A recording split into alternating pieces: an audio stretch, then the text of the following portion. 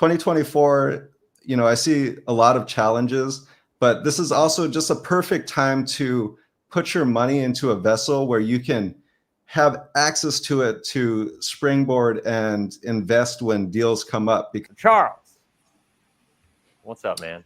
What's going on, Chris? What's going on, everybody? Yeah, man. You and I have a lot of really fun conversations. Absolutely. Regarding all this stuff and the economy and, just personal finance and investing in real estate. And, we've talked a lot about what I got going on in the Dominican Republic, what you got going on. You've invested, in real estate in Alabama and different things like that. But, you have a unique job in the sense that, like, yeah, you're licensed, you're passionate about this stuff, and you joined us and you kind of do this. I'd say you do this part-time because you got a full-time job, but you kind of do two full-time things is the way I look at it, because you're a beast, and I love it. But that said, you're in a unique position because you earn a good income and you have contemporaries that you're kind of surrounded by all the time. And I know you have a passion for helping other people that you work with and that are kind of in your same position learn what you've learned. And so I would love to kind of hear your perspective on why you're doing what you're doing, what you think about 2024, what you're talking to people about, and kind of go from there. So first and foremost, I think conventional wisdom around finances is upside down. It's like an upside down pyramid where the point is teeter-tottering. So a lot of people just want to throw money into the 401k and high risk financial vessels. But what I've come to realize is that if you want to build a structure, if you want to build an empire, you want to have that strong foundation first. And so what I've found over all the research that I've put into whole life is that it's the perfect foundation for your finances. I'm not saying that it's the end all be all, but it's definitely just an amazing foundation to branch off of. I definitely like to educate clients and let them know, like, hey, this is where your money's at right now. But I've been working on creating these assessments that allow people to take them, and it identifies what the persona is. And then we can ask each other, I say, hey, are you actually putting your money with where your money is in alignment with your values and beliefs? And a lot of times that's a big fat no. So then I'm able to educate them, and they're able to educate themselves and then start aligning themselves with where their money's at.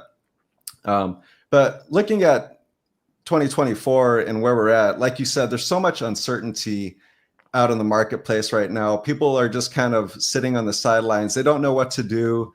The market just keeps going up. And there's a lot of talk of a recession in the future. However, we haven't seen that yet.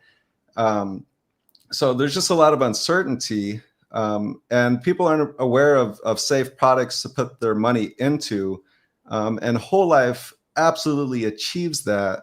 2024 is actually one of the best years to put money into your whole life policy. And this goes back, like, for the past 80 years, 2024 and what we're looking at right now, like, this is the best time to actually put money in your whole life policies.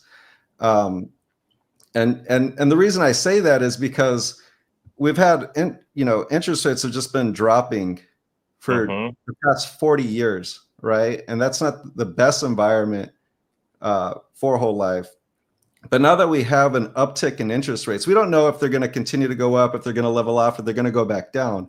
But what it does is it just amplifies the general funds of the whole life accounts. So we're going to have strong dividends in the future because of the way those general funds are structured. So overall, 2024, I see a lot of challenges, but this is also just a perfect time to put your money into a vessel where you can have access to it to springboard and invest when deals come up, because I'm pretty sure that deals will be coming up this year and then into 2025 and then possibly into 2026. So be prepared, have your money on standby, and be ready to deploy it to make big moves for sure. I love it. So I talk to people about that all the time, right? Like, it's I think it's important to have dry powder in at your disposal for when economic cycles happen. I think one of the things that we all talk about, and one of the things we all believe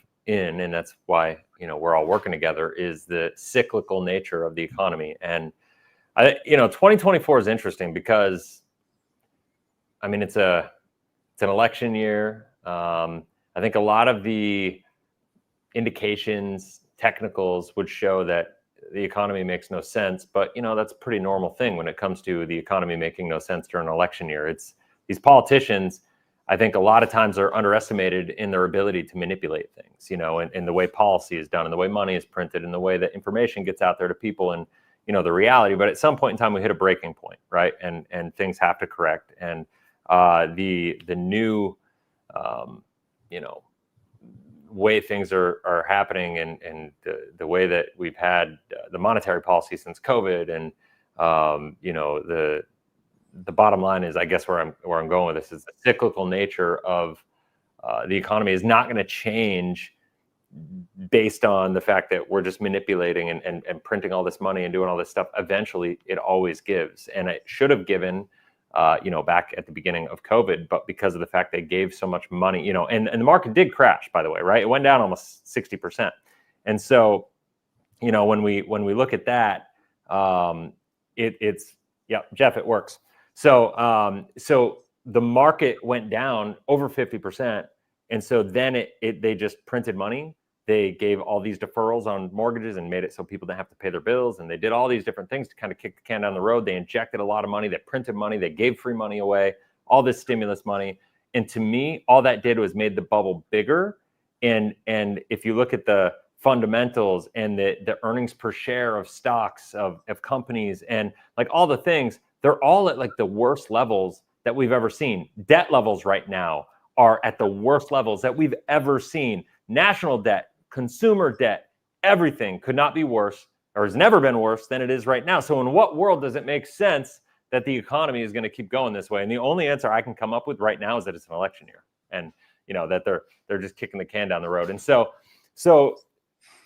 I want to hear you, and this is something I want everybody everybody else on the panel, I want to get your take on this as well, because this is going to be an important one, because I'm a big believer that a whole life policy is a great place to keep your emergency fund. I know you all are too. A lot of people will give me kickback and say whole life insurance, like the Dave Ramsey fans of the world, right? Will give kickback and say whole life insurance is a horrible place to keep an emergency fund, because why would you keep your emergency fund in an account that you're required to pay, right? Like that you have an obligation to every single year. And a lot of people misunderstand the flexibility. They misunderstand a lot of elements of whole life insurance. And so I'd be curious to hear like what your response would be to people that say that. Yeah, so when somebody says that, whole life isn't flexible, I would say that's very true if it's a traditionally designed policy. The policies that we specialize in are built for maximum flexibility, because what we want to do is think of the long term. We don't know, what 10 years down the line is going to look like. So we want to engineer that flexibility so we can keep our policies for our entire lifetime.